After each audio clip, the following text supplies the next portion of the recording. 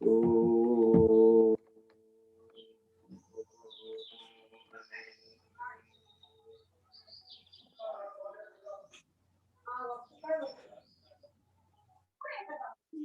153వ శ్లోకంలో ఉన్నాము. పరంజ్యోతి పరంధామ పరమాణు పరాత్పర పాశహస్త పాశహంత్రి పరమాత్ర విభేదిని పరమంత్ర విభేదిని అనేది ఈ 153వ శ్లోకం. మొదటి నామం పరంజ్యోతి. ప్రపంచంలో మొట్టమొదట కనిపించినటువంటి వెలుతురు ఏది అంటే ఆ పరమాత్మ సృష్టి చేయాలని చెప్పి అనుకున్న తర్వాత నేరుగా బ్రహ్మ విష్ణు మహేశ్వరులుగా ఆయన మారలేదు. ఆయన నిరాకారుడు, నిర్గుణుడు. అట్లాంటి వాడు మొట్టమొదట సాకార నిరాకారాలతో కలిసినటువంటి జ్యోతి స్వరూపంగా, జ్యోతిర్లింగంగా ఆయన మూర్తిభవించినాడు.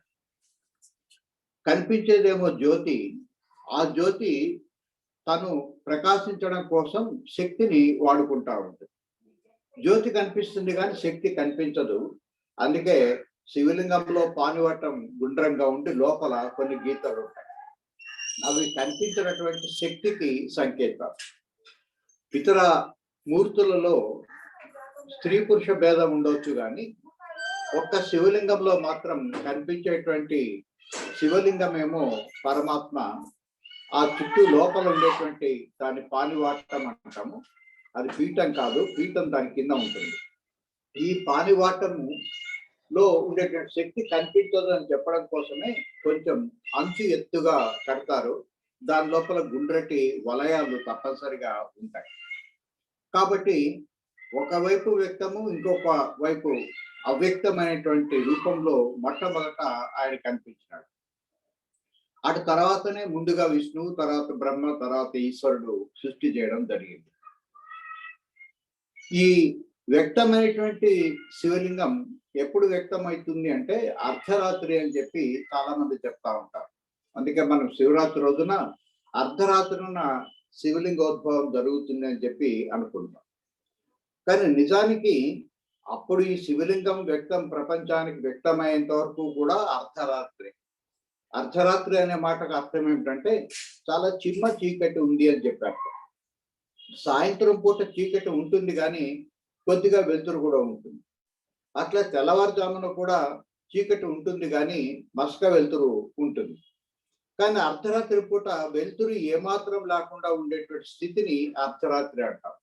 మధ్యాహ్న సూర్యుడు ఎట్లయితే అత్యధికమైనటువంటి కాంతిని కలిగి ఉంటాడో అట్లాగా అర్ధరాత్రిలో అత్యధికంగా చీకటి ఉంటుంది అని చెప్పారు. మొట్టమొదటిసారిగా ఈ జ్యోతిర్లింగము ప్రపంచంలో సృష్టిలో వ్యక్తమయ్యేంత వరకు అది అర్ధరాత్రి కిందనే లెక్క. ఆ తర్వాత ఎప్పుడైతే జ్యోతిర్లింగం వ్యక్తమైందో అక్కడ నుంచి క్రమంగా ఇంకా వెలుతురు వ్యాపించడం ప్రారంభించింది. కాబట్టి ఆ అర్ధరాత్రి తర్వాత శివోద్భవం జరిగింది, లింగోద్భవం జరిగింది అని చెప్పి మనం అనుకుంటా ఉంటాం. కానీ లింగోద్భవం కాలం వరకు కూడా సృష్టికంతటికి అది అర్ధరాత్రే. ఆ తర్వాత క్రమంగా విస్తరించడం అనేది మొదలుపెట్టింది. ఇది ఎందుకు చెప్తున్నానంటే శివరాత్రి రోజు అర్ధరాత్రి వరకు మేల్కొని నుండి అప్పుడే ఏదో ఒకటి చేసుకోవాలని అనుకోవాల్సిన అవసరం ఏం లేదు. చీకటి పడ్డ తర్వాత ఎప్పుడైనా సరే మనం చేయాల్సిన ప్రక్రియ చేసుకోవచ్చు. ఆ ప్రక్రియ ఏం చేయాలనేది చివరి రోజున నేను మీకు తెలియజేస్తాను.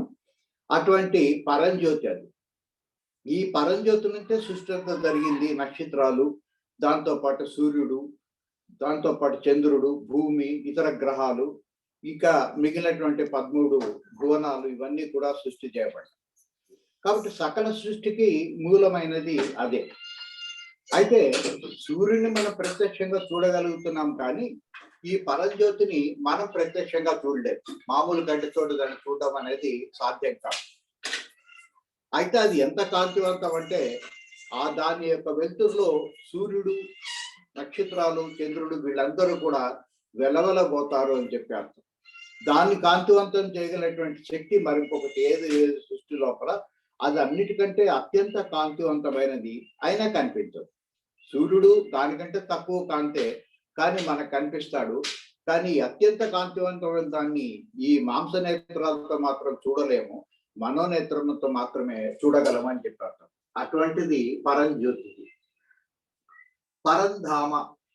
అదే మనం చేరాల్సినటువంటి ధామం కూడా. ఆ జ్యోతి ఎక్కడైతే నిరంతరం వెలుగుతా ఉందో దాన్ని చేరుకోవాలి. అయితే ఆ జ్యోతి ఎక్కడుంది? పరమాత్మ అనంతమే, ఆయన శక్తి అనంతమే.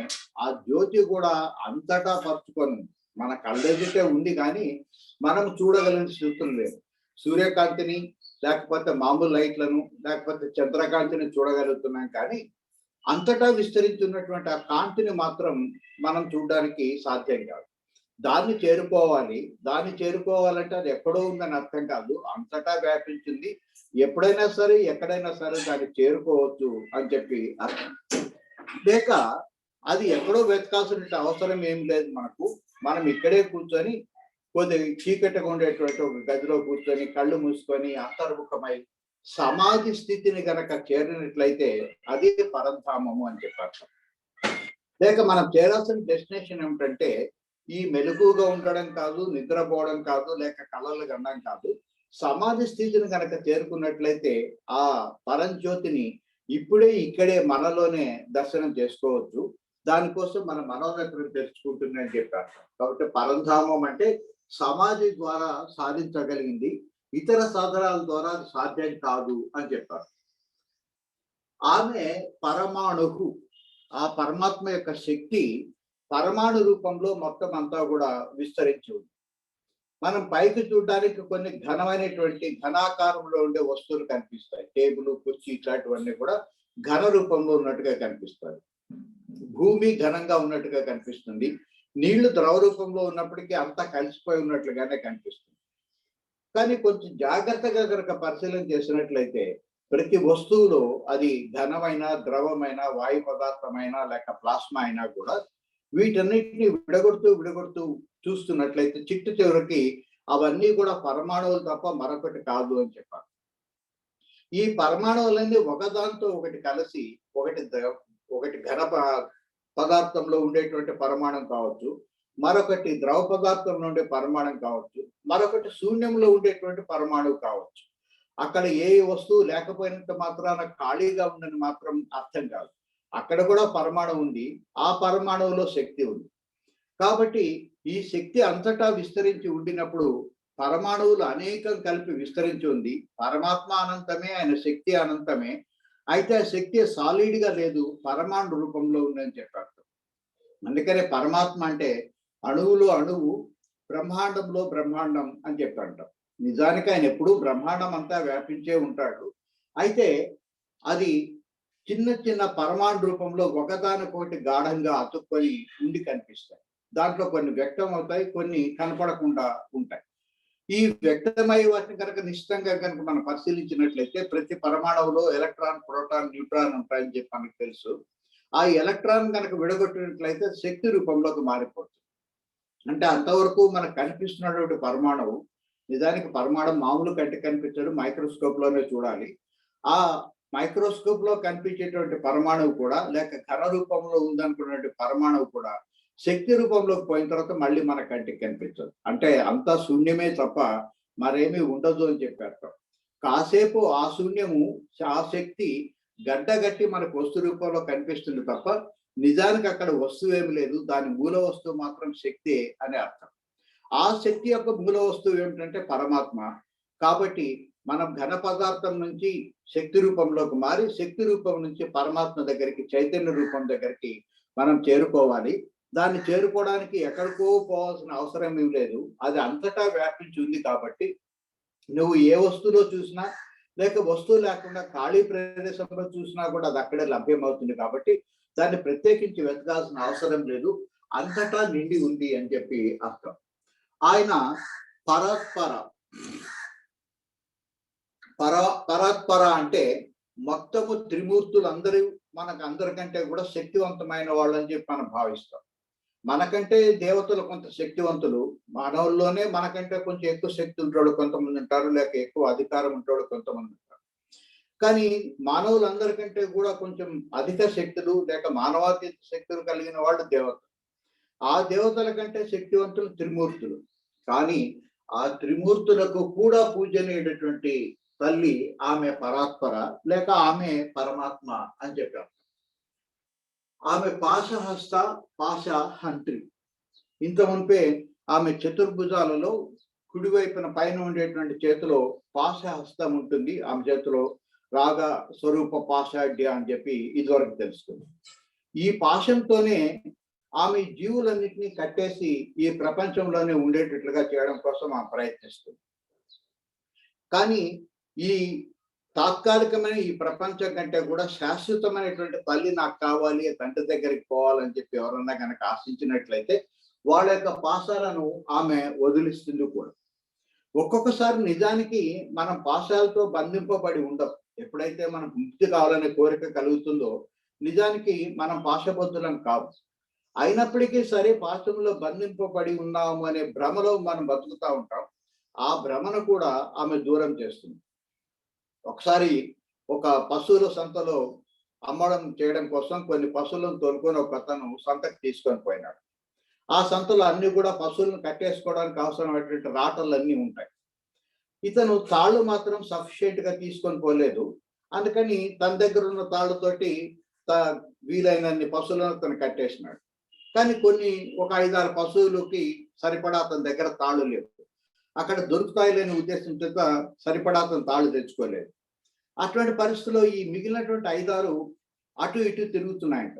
తిరుగుతుంటే ఒక ఆయన వచ్చి ఏంటి పరిస్థితి అంటే, ఇట్లా తాళ్ళు లేకపోవడం వల్ల అవి తిరుగుతున్నాయి, ఏం చేయాలో దోచడం లేదంటే, ఏం అక్కర్లేదు, తాళ్ళు లేకపోయినా కూడా వాటిని కట్టేసేయచ్చు. వాటిని తీసుకొని పోయి ఆ రాట దగ్గర కూర్చోబెట్టి వాటి మెడకు తాడు కట్టినట్టుగా కొంచెం నటించు చాలు, అవి బంధింపబడినాయని చెప్పి అనుకుంటాయని చెప్పినాడు. సరే ఈ టెక్నిక్ ఏదో చూద్దామని చెప్పి అతను ఆ పశువుని తీసుకొని పోయి రాట దగ్గర తీసుకుపోయి తాడుని ఆల్రెడీ కట్టేస్తున్నటువంటి తాడుని తీసుకొచ్చి ఆ పశువు మెడలో ముడేసినట్టుగా అతను నటించినాడు. పాపం అది నిజంగా ఉంది అనుకొని ఇంకా అక్కడే సెటిల్ అయిపోయింది. ఉదయాన్నే అన్ని అట్లాగే పడుకొని ఉన్నాయి. పొద్దున వచ్చి తాళ్ళు కట్టబడిన వాటిని తాళ్ళు వదిలిస్తే అవి పైకి పోయినాయి. అయితే నిన్నటి రోజున తాళ్ళు కట్టకుండా వదిలేసినవి మాత్రం ఇంకా అట్లాగే ఉన్నాయి. అరే వీటికి తాళ్ళు లేవు కదా, ఎందుకు పోవడం లేదని చెప్పి చూస్తే వాటికి తమకు తాడు కట్టేస్తుంది అనేటువంటి భ్రమలో ఉన్నాయి కాబట్టి అవి బయటికి పోవడానికి అవకాశం ఉండినా కూడా పోవడం లేదు. అప్పుడు అతనికి నిన్న సంఘటన గుర్తొచ్చి మళ్ళీ వాడి దగ్గరికి పోయి ఆ లేనటువంటి తాడుని కట్టినట్టుగా అతను నటించగానే అప్పుడు ఈ ఆవులు కూడా లేచి పరిగెత్తడం మొదలుపెట్టాయి.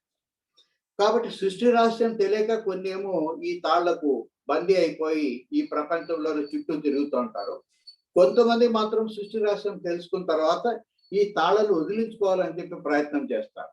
ఆ ప్రయత్నంలో నిజానికి తాళ్ళు లేకపోయినా కూడా తాడు ఉందనేటువంటి భ్రమ చేత ఈ ప్రపంచానికే కట్టుబడి ఉన్నానని భ్రమలో ఎవరైతే ఉంటారో వాళ్ళ భ్రమలను తొలగించి ఆ పాశాల నుంచి విముక్తి చేసి అంటే లేని తాళ్లను కూడా ఆమె తొలగించి ఆ పరమాత్మ దగ్గరికి చేరుస్తుంది అని చెప్పారు. తర్వాతి నామం పరమంత్ర విభేది. కొంతమంది ఈ ప్రపంచంలో ఉండినప్పుడు మనమంటే గిట్టని వాళ్ళు ఎప్పుడైతే మనం ఒక స్థాయిని పైకి చేరుకుంటామో పక్కన తప్పనిసరిగా ఒక 10 మంది ఆ స్థాయికి మనం పోవడానికి ఇష్టం లేని వాళ్ళు ఉంటారు. పాత రోజుల్లో అయితే లివ్ అండ్ లెట్ లివ్ అనే పాలసీ, అంటే నేను జీవించాలి పక్కవాడు కూడా జీవించాలి అనేది పాత రోజుల్లో ఉండేటువంటి సిద్ధాంతం. కొద్దిగా కాలంలో మార్పు వచ్చిన తర్వాత కలికాలంలో లివ్ అండ్ లెట్ అలోన్ అనేటువంటి పాలసీ ఏర్పడింది. నేను బాగుండాలి, అవతలడు ఏమైపోయినా పర్వాలేదు అనేటువంటి సిద్ధాంతం. అయితే ఇప్పుడు ప్రస్తుతం ఉండే policy live and let die అనేటువంటి పాలసీ వచ్చేస్తుంది. నేను బాగుండాలంటే అవతల వాడు బాగుండకూడదు అనే సిద్ధాంతం వచ్చేసింది. కాబట్టి నాకంటే అవతల వాడు ఎవడన్నా కొంచెం బాగా ఉండినట్లయితే వాడిని కిందకి తగ్గిస్తే తప్ప నేను ఉన్నతంగా ఉన్నానని చెప్పి అనుకోలేడు. ఎందుకంటే ఇంతకంటే ఉన్నతంగా ఎదిగే స్థితి శక్తి నాకు లేదు. అందుకని ఆ పక్కవాడిని కనుక కిందకి తిప్పేసినట్లయితే మొక్కలైన చోట ఆమ్ద వృక్షమే గొప్ప వృక్షం అని నేను పెద్ద వృక్షం అయిపోతాననేటువంటి తపనతోటి చాలా మంది స్వార్థంగా ప్రయత్నం చేస్తా ఉన్నారు. అటువంటి పరిస్థితుల్లో ఎవరైనా సరే నువ్వు ఏమి ఉన్నా లేకపోయినా కూడా అమ్మవారిని నాకు గట్టిగా నమ్ముకొని ప్రశాంతంగా ఉంటే నీవు ఆనందంగా ఉండడం అనేది కొంతమంది చూసి ఓరవలేరు. వాడికి డబ్బులు ఉన్నాయి, దండిగా సంపద ఉంది, అన్నీ ఉన్నాయి, కానీ వాడికి ప్రశాంతత అనేది లేదు. వీడికి ఎందుకు ప్రశాంతత వచ్చింది? ఒక్కోసారి బిచ్చగాడుకుంటే ప్రశాంతత రాజుకు కూడా ఉండదు. ఎందుకంటే 30 రకాలైనటువంటి ఆలోచనలతో సతమతం అవుతుంటాడు. బిచ్చగాడికి రేపటి గురించి ఆలోచన ఏమీ లేదు. ఈ పూట గడిచిపోయింది చాలు అని మళ్ళీ ఆయనే చూసుకుంటాడు రేపటి సంగతి అని భగవంతుడి మీద పూర్తిగా భారం వేసినవాడు. రాజేమో నేనేదో చేయాలి అని నాతోనే అవుతుంది అనే అహంకారంతో కూడినవాడు. ఈ అహంకారాన్ని పోగొట్టుకున్న వాడికి ఉండేటువంటి ప్రశాంతత మిగిలిన వాళ్లకు ఉండదు. కాబట్టి అటువంటి స్థితిలో ఎవరైనా నీ మీద కీడు తలపెట్టినట్లయితే, ఏదన్నా ఒక ప్రయోగం గనక దుష్ట ప్రయోగం గనక చేసినట్లయితే వాళ్ళని ఏమాత్రం అమ్మవారు సహించదు. వాళ్ళు చేసినటువంటి మంత్రము ఆ లేక ఇతరులు చేసిన మంత్రాన్ని వెంటనే ఆమె విభేదిస్తుంది అని చెప్పారు. ఒకవేళ ఎవరన్నా పొరపాటున అమ్మవారిని ఏదన్నా ఒక మాట అన్నా కూడా ఏం పట్టించుకోదు. ఎందుకంటే వాళ్ళంతా నా పిల్లలే అని చెప్పి అనుకుంటుంది కాబట్టి పట్టించుకోదు. కానీ తన భక్తుడు అంటే కేవలం పూజలు చేసేవాడు కాదు, ఆ పరమాత్మ తత్వాన్ని తెలుసుకొని దానికి దగ్గర కావడం కోసం ప్రయత్నిస్తున్న వాడిని ఎవరైనా కనుక నిందించినట్లయితే, లేక వాడికి ఏదైనా కీడు తలపెట్టినట్లయితే ఆమె ఏమాత్రమో స్పేర్ చేయదు. ఇది నాకు నిజ జీవితంలో ఒక 2 సార్లు వాస్తవంగా జరిగిన పరిస్థితి. ఒక గుడికి పోయినప్పుడు ఒక నాస్తికుడు ఒక ఆయన అక్కడే పులిజీతం ఆడుకుంటా ఉంటాడు. అరే గుడి దగ్గరకు వచ్చి ఇది ఆడుకుంటున్నామయ్యా, కాసేపు కృష్ణారామ అనుకోరాదా అంటే ఆయన కొంచెం ఎగతాళిగా ఎక్కడున్నాడు దేవుడు అది ఇది అని చెప్పాను. నేనేం పట్టించుకోకుండా ఇట్లాంటి వాడితో వాదన చేయడం అనవసరం అని చెప్పి నేను వచ్చేసినాను. అంటే అతను ఒక మాదిరి భగవంతుని లేక అమ్మవారిని కూడా పెద్ద పట్టించుకోలేదు, ఒక మాదిరి దూషించినాడు. మరుసటి రోజు మళ్ళీ నేను పోయినప్పుడు అదే కార్యక్రమం అతను చేస్తున్నాడు. ఇవాళ చేయగడం కాకుండా నన్ను కూడా నీకు ఇంకేం పని పాటలేదా, ఏదో ఒకటి నేర్చుకోకూడదు, ఇక్కడికి వస్తే ఏమొస్తుంది అని కొంచెం డబ్బులు సంపాదించుకున్న మార్గం ఏదో ఎత్తుకోరాదు అన్నట్టుగా మాట్లాడింది. పాపం అది అన్నటువంటి ఒక 5 నిమిషాలకే అతను లేచి నిలబడి ఇంటికి పోతుంటే పైనుండే స్తంభం తగిలి ఇక్కడ దెబ్బ తగిలింది విపరీతంగా. అంటే అమ్మవారు తనని ఏమన్నా అన్నట్లయితే కూడా సహించి ఊరుకుంటుంది, కానీ తన పట్ల అనురాగం ఉండే వాళ్ళని పట్ల ఎవరైనా కనుక విరుద్ధంగా ప్రవర్తించినట్లయితే ఒక్క క్షణం కూడా, ఒక సెకండ్ కూడా ఆమె స్పేర్ చేయదు అనే సంగతి నాకు స్పష్టంగా అర్థమైంది. కాబట్టి ఎవరైనా సరే ఆ పరమాత్మ మార్గంలో కనుక ప్రయాణం చేస్తూ ఉంటున్నట్లయితే వాళ్ళ పట్ల ఏమాత్రం ద్వేషం కలిగినా లేక వాళ్ళకి ఏదైనా కీడు తలపెట్టినా వెంటనే ఆమె విభేదిస్తుంది అని చెప్పి అర్థం. తర్వాత నామము మూర్త అమూర్త. ఆమె మూర్తమైనది, ఆమె అమూర్తమైనది అని చెప్పారు. లేక మూర్త అంటే వ్యక్తమయ్యేది అని చెప్పేస్తాము, అమూర్త అంటే అవ్యక్తమైనది కూడా ఆమె అని చెప్పారు. మనకు ప్రపంచంలో చూసేటప్పుడు వ్యక్తమైన పదార్థాలు మనకు ఉండేటువంటి పంచభూతాల్లో ఒక 3 వ్యక్తమైనటువంటి భూమి, నీరు, అగ్ని అనేటివి స్పష్టంగా కనిపించేవి. అవి స్థూలమైనవి, వాటిని మూర్తాలు అని చెప్పండి. అట్లాగే మన శరీరంలో పంచభూతాలతో పాటు అమూర్తమైనటువంటి మనసు, బుద్ధి, చిత్తము, అహంకారం అనేటువంటి 4 అంతఃకరణాలు ఉన్నాయని చెప్పి తెలుసు. అవి ఉన్నాయ సంగతి తెలుసు, కానీ తీసి చూపించమంటే మాత్రం అవి సాధ్యం కాదు. మనకు కనిపించవు, ఇతరులకు కూడా అవి కనిపించవు. కాబట్టి వాటిని అమూర్తాలు అని చెప్పాడు. అంతేకాదు మరొక 2 వస్తువులు మిగిలిపోయినాయి. మనం మొట్టమొదటి చెప్పుకున్న దాంట్లోనే పంచభూతాల్లో 3 మాత్రమే చెప్పినాం, అంతఃకరణలో 4 చెప్పినాం. మధ్యలో ఆకాశము, గాలి మిగిలిపోయినాయి. అవి మూర్త అమూర్తాలు రెండిటి యొక్క స్వరూపాన్ని కూడా కలిగి ఉంటాయి. ఆకాశం ఏమో కనిపిస్తుంది వ్యక్తము, కానీ నిజానికి అక్కడ లేదు కాబట్టి అవ్యక్తం, అది వ్యక్త అవ్యక్తం. వాయువేమో కనిపించదు, అవ్యక్తము, కానీ అది ఉన్నన్న సంగతి మనకు స్పష్టంగా తెలుసు, అందుకని అది అవ్యక్త అవ్యక్తం. కాబట్టి ప్రపంచంలో 3 రకాలైన కేటగిరీస్ ఉన్నాయి. ఒకటి వ్యక్తమయ్యేటివి, మరికొన్ని వ్యక్తం కానివి, కొన్ని వ్యక్త అవ్యక్తాలుగా ఉండేటివి. ఈ అవ్యక్త వ్యక్తాల్లో కూడా మళ్ళీ 2 టైప్స్ ఉన్నాయి. ఆకాశం వ్యక్తము, అవ్యక్తం. గాలేమో అవ్యక్తము, వ్యక్తం.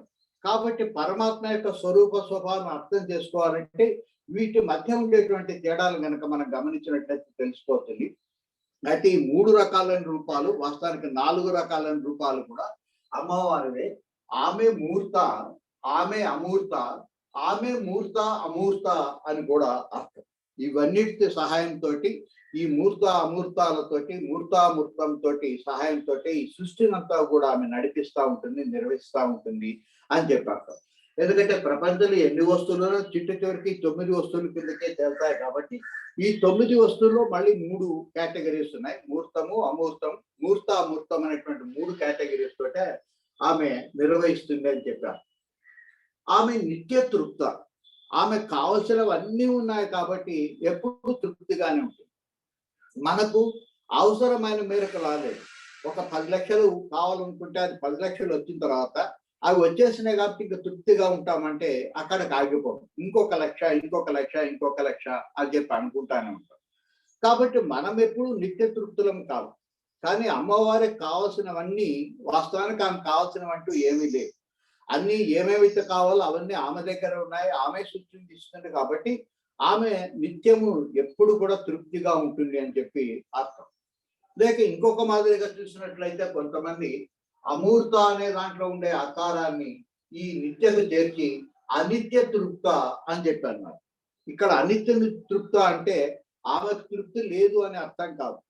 ఆమె మనం పెట్టేటువంటి అనిత్యమైన వస్తువులతోటే తృప్తి చెందుతుంది అని చెప్పి అర్థం. మనం పెట్టేటువంటి వస్తువులన్నీ అది కొబ్బరికాయ కావచ్చు, లేకపోతే అరటిపండు కావచ్చు, పువ్వులు కావచ్చు, అవి శాశ్వతమైనవి ఏం కాదు. అవన్నీ కూడా అనిత్యాలు. మనం అనిత్యమైనటువంటివి అమ్మవారికి సమర్పించినప్పటికీ కూడా వాటితోటే తృప్తి చెందినట్టుగా ఆమె నటించి వాటి చాలా గొప్పవి అని చెప్పి భావించి మనకు అవసరమైన కోరికలు తీరుస్తుంది.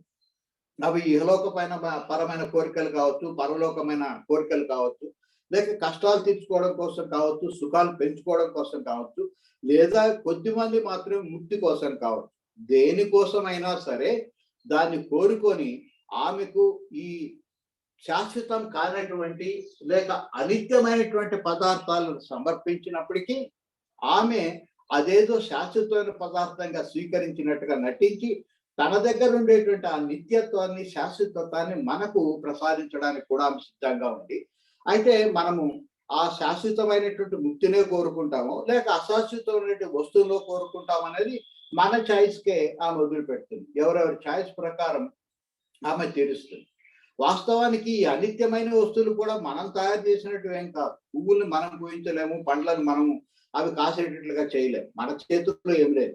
అవన్నీ ఇచ్చింది ఆమె అయినప్పటికీ కూడా ఆమె అని గ్రహించకుండా ఇవి మా చెట్టువి, మా ఇంట్లోటివి, లేక నేను కొనుక్కొచ్చినవి అనుకొని మనం సమర్పించినప్పటికీ ఆమెవైన వస్తువులు సమర్పించినప్పటికీ ఆమె సంతోషం పడుతుంది. వాస్తవానికి ఒక తోట యజమాని కనుక ఆ తోటను చూడడానికి కనుక వచ్చినట్లయితే ఆ తోట మాలి ఆ తోటలో అంటే ఆ యజమాని తోటలో పండినటువంటి ఒక 2 పండ్లని లేకపోతే 4 కూరగాయలు తీసుకొచ్చి అయ్యా మన తోటలో పండినవి అని సమర్పిస్తాడు. ఇవి ఆ తోటమాలి యొక్క సొంతం ఏం కాదు. అవి తోట యజమానివే. తోట యజమానికి ఇచ్చినప్పటికీ కూడా అతను జాగ్రత్తగా సేకరించి తెచ్చినటువంటి అతని భక్తిని అతను దాంతో సంతోషపడతాడు. కాబట్టి సొంత దారిని ఆమె అయినప్పటికీ కూడా అదేదో మన సొంతం అనుకొని సమర్పించినా ఆమె సంతోషపడుతుంది. ఆమె నిత్యము కానీ అనిత్యమైనటువంటి వస్తువులు ఇచ్చినా కూడా నిత్యమైన వస్తువులు ఇచ్చినట్టుగానే ఆమె సంతోషపడుతుంది. మనము అనిత్యాన్ని కోరుకుంటే అనిత్యాన్ని ఇస్తుంది, లేక నిత్యాన్ని కోరుకున్నట్లయితే నిత్యాన్ని ఇస్తుంది. కాబట్టి ఒక మాదిరి చెప్పినట్లయితే ఆమె నిత్య తృప్త, ఎప్పుడూ తృప్తిగా ఉంటుంది. ఇంకొక మాదిరిగా చూసినట్లయితే అనిత్య తృప్త, మనం ఇచ్చేటువంటి అనిత్యమైన వాటితో కూడా ఆమె తృప్తి చెంది మనకు అవసరమైన వాటిని ఇస్తుందని చెప్పి అర్థం. తర్వాత నామము ముని మానస హంసిక. మునుల యొక్క మానస సరోవరంలో ఆమె హంస మాదిరి అటు ఇటు తిరుగుతూ ఉంటుంది అని చెప్పి అర్థం. ఇక్కడ ముని అంటే మౌనంగా ఉండేవాడు లేక మాట్లాడకుండా ఉండేవాడు అని చెప్పి అర్థం కాదు. చాలా మంది ఈ మౌన దీక్షను ఒక 40 రోజుల పాటు పాటిస్తూ ఉంటారు. కానీ దాంట్లో పాటించడం కంటే నటించడమే ఎక్కువగా ఉంటుంది. నోటితో అయితే మాట్లాడరు, కానీ అన్ని రకాల సంగతులతోటి తిండి కావాలి లేక నీళ్లు కావాలి అని చెప్పి ఈ అన్ని కూడా వ్యక్తం చేస్తానంటారు. కేవలం నోటితో మాట్లాడడం సంభాషణ మాత్రమే లేదు. అట్లా కాకుండా నోటితో కానీ లేక సంఖ్యలతో కానీ చేతులతో కానీ ఎటువంటి సంభాషణ చేయకుండా ఉండడం మాత్రమే కాకుండా మనస్సు నిశ్చలమైన స్థితిలో ఉండి ఏ ఆలోచన కూడా రాకుండా ఉండేవాడు మౌని. కొంతమంది బయటికి మాట్లాడకపోవచ్చు, కళ్ళు మూసుకొని ఉండొచ్చు, ఎవరిని పట్టించుకోకపోవచ్చు, లేక దగ్గరలో ఎవరు లేకపోవచ్చు, ఏకాంతంగా ఉండొచ్చు. అయినప్పటికీ సరే అతని మనసులో ఆలోచన తరంగాలు మెదులుతూ ఉంటాయి. అతనిని ముని అనడానికి వీలు లేదు. ఆలోచనలు అన్నీ అణిగిపోయి ప్రశాంతమైన స్థితిలో ఎవరైతే ఉంటారో అటువంటి ప్రశాంతమైన మనస్సు అనే సరోవరంలోనే అమ్మవారు అటు ఇటు తిరుగుతూ ఉంటుంది అని చెప్పారు. అయితే కేవలం మునులకు మాత్రమే ఉంటుందా, మిగిలిన వాళ్ళకు ఉండదా అంటే ప్రతి ఒక్కరిలో కూడా హంస అనేది ఎప్పుడు ఉండేది ఉంటుంది. అది ఎక్కడికి లేకుండా పోదు. అయితే మనసులో గనక విపరీతమైన ఆలోచనలు వస్తా ఉండి, మనస్సు అనేటువంటి సరస్సు గనక కలుషితమైనటువంటి పరిస్థితిలో ఉంటే ఆమె అటు ఇటు తిరగదు. ఏదో ఒక మూలకు పోయి జాగ్రత్తగా ఉంటుంది తప్ప అటు ఇటు స్వేచ్ఛగా విహరించడానికి ఆమె సిద్ధపడదు. లేక ఆమె వ్యక్తం కాదు అని చెప్పారు. లేక ఆలోచనలోనే చెడు ఆలోచనలు తిరుగుతున్నట్లయితే, లేక అవి మంచి ఆలోచనలైనా సరే తిరుగుతున్నట్లయితే ఆమె అటు ఇటు తిరగడానికి ఇష్టపడదు. అవి చెడు ఆలోచనలు అయినట్లయితే బురదతో కూడినటువంటి సరస్సు కాబట్టి ఆమె అస్సలు బయటకు రాదు. ఒకవేళ మంచి ఆలోచనలు కనుక అయినట్లయితే అవి కూడా పరమాత్మ వైపు తీసుకుపోవడానికి కనుక సిద్ధపడినట్లయితే అది తేటగా ఉండేటువంటి సరస్సు అవుతుంది. కాబట్టి అటు ఇటు తిరిగి ఆమె మెల్లిగా వ్యక్తం కావడం మొదలు పెడుతుంది అని అర్థం. కాబట్టి ఉండడం అయితే ప్రతి వ్యక్తిలో ఉంది. అయితే ఆ మనస్సులో ఉండేటువంటి మనసు సరస్సులో ఉండేటువంటి కలుషితాలను బట్టి కొంతమందికి వ్యక్తం అవుతుంది, కొంతమందికి వ్యక్తం కాకుండా ఉండిపోతుంది అని చెప్పారు. కాబట్టి ముని మానస హంసిక అక్కడ మాత్రమే హంస అని పిలవచ్చు. హంస అంటే అటు ఇటు తిరుగుతూ ఉండి కనిపిస్తా ఉంది అని చెప్పారు. ఆ ముని మానసం కాకుండా కలుషితమైన కాసారం కనుక అయి ఉండినట్లయితే ఆమె ఎక్కడో మూలను దాపెట్టుకొని ఉంటుంది, బయటికి కనపడదు, ఆమెను ఎత్తుకోవాల్సి ఉంటుంది అని చెప్పి అర్థం. వెతుక్కోవడం కంటే సులభమైన మార్గం ఏంటంటే ఆమె బయటకు వచ్చినట్టుగా చేసుకోవాలి. అట్లా చేసుకోవాలంటే ముందు మనసులో ఉండేటువంటి చెడు ఆలోచనలు తీసేసుకోవాలి. తర్వాత మెల్లిగా మంచి ఆలోచనలు కూడా తీసేసుకొని నిర్మలమైన తటాకం ఎప్పుడైతే ఏర్పడుతుందో, ఈ మధ్య వాట్సాప్ లో ఒక అతను ఒక 2-3 ఫోటోలు పెట్టినాడు. ఒక నదిలో ఒక బోట్ తేలుతా ఉంటుంది, కానీ అది బోట్ తేలుతున్నట్టుగా ఉండదు, గాల్లో తేలుతున్నట్టుగా ఉంటుంది. అంటే ఆ నీరు ఎంత స్వచ్ఛంగా ఉంటుందంటే ఆ బోట్ యొక్క పైభాగం మామూలుగా కనిపిస్తుంది, కానీ అడుగు భాగం కూడా అంత స్వచ్ఛంగా కనిపిస్తుంది. అక్కడ నీళ్లు ఉన్నాయన్న సంగతి కూడా తెలియనంత స్వచ్ఛంగా ఉంటుందని చెప్పారు. కాబట్టి మంచి చెడు ఆలోచనలు ఏమీ లేకుండా ఎవరైతే ఉంటారో వాళ్ళు ముని, వాళ్ళని వెతుక్కుంటా ఆమె బయటకు వస్తుంది అని చెప్పి అర్థం. ఆమె సత్యవ్రత. మనం కూడా అనేక రకాలైన వ్రతాలు చేస్తాం, కానీ మనం చేసే వ్రతాలన్నీ కూడా సాధారణంగా ఇహలోకంలో ఏదో ఒకటి కావాలని చెప్పుకొని చేస్తాం. కొంతమంది కష్టాలు పోవడానికి, కొంతమంది లాభాలు రావడం కోసం, లేక కొంతమంది శత్రు వినాశనం కోసం, లేకపోతే ప్రమోషన్ కోసం, లేక ఒక జనరల్ గా మనకు ఒక మంచి కలగాలనే ఉద్దేశం చేత, లేక స్వర్గం కావాలనే ఉద్దేశం చేత కొంతమంది వ్రతాలు చేస్తూ ఉంటారు. ఈమె కూడా వ్రతం చేస్తున్న అమ్మవారు కూడా. అయితే ఆమె ఏమి ఆశించి వ్రతం చేస్తుంది అంటే సత్యాన్ని మాత్రమే ఆశించి. సత్యం అనేది ఒక్కరికి మాత్రమే వాడగలిగేటువంటి నామం, అది పరమాత్మకు మాత్రమే. మిగిలినవన్నీ నిజాలు, ఒక్క పరమాత్మ మాత్రమే సత్యం. సత్యం ఎప్పుడు ఒకటే ఉంటుంది, నిజాలు అనేకం ఉంటాయి. కాబట్టి ఆ ఏకైకమైనటువంటి సత్యాన్ని ఎప్పుడు నాకు కావాలని చెప్పి కోరుకొని ఆమె నిరంతరము సత్యవ్రతాన్ని ఆచరిస్తుంది అని చెప్పారు. అటు తర్వాత నామం సత్యరూపం. అట్లా ఆమె ఆరాధించిన తర్వాత క్రమక్రమంగా ఆ సత్యరూపమే ఆమె అయిపోయింది. అంటే ఆ పరమాత్మలో శాశ్వతంగా లీనం అయిపోయింది అని చెప్పి అర్థం. ఒక్క పరమాత్మ దగ్గర మాత్రమే ఉండేటువంటి ఒక ప్రత్యేకత ఏమిటంటే, ఒక చక్రవర్తి తను ఎవరి పట్లన్నా గనక సంతృప్తిని చెందినట్లయితే, సంతోషపడినట్లయితే వాడికి మడులు నాణ్యాలు ఇవ్వచ్చు, లేకపోతే ఏనుగులు గుర్రాలు ఇవ్వచ్చు, లేదా సామంతరాజు పదవి ఇవ్వచ్చు. కానీ తన పదవిని మాత్రం ఎప్పుడు ఇవ్వలేదు. అయితే పరమాత్మకు ఉండేటువంటి ప్రత్యేకత ఏమిటంటే, ఆయన కనుక సంతృప్తి చెందితే తన యొక్క స్థానాన్ని మనకి ఇచ్చేస్తాడు. కాబట్టి ఈమె సత్యాన్ని కోరుకొని కనుక వ్రతం చేసినట్లయితే ఆ సత్యరూపాన్ని ఆమె పొందగలిగిందని చెప్పారు. అట్లాగే మనం కూడా ఆ సత్యం ఒకటే కావాలని వ్రతాన్ని కనుక నిరంతరం చేస్తే క్రమక్రమంగా సత్యాన్ని చేరడం మాత్రమే కాకుండా సత్యరూపంగా కూడా మనం మారిపోతామని చెప్పారు. ఇతర రకాలైనటువంటి ఏ వ్రతంలో అయినా సరే నువ్వు వేరే, నువ్వు కోరుకున్నటువంటి వస్తువు వేరే ఉంటుంది. కానీ ఇక్కడ అట్లా కాదు, నువ్వు కోరుకున్న వస్తువే నువ్వు అయిపోయేటువంటి పరిస్థితి ఇక్కడ మాత్రమే సంభవిస్తుంది. ఇటువంటి పరిస్థితి ఒకసారి రామకృష్ణ పరమహంసకి ఏర్పడింది. ఇదివరకు ఒకసారి చెప్పాను, కానీ సందర్భం వచ్చింది కాబట్టి తిరిగి ఒకసారి రిపీట్ చేస్తాను.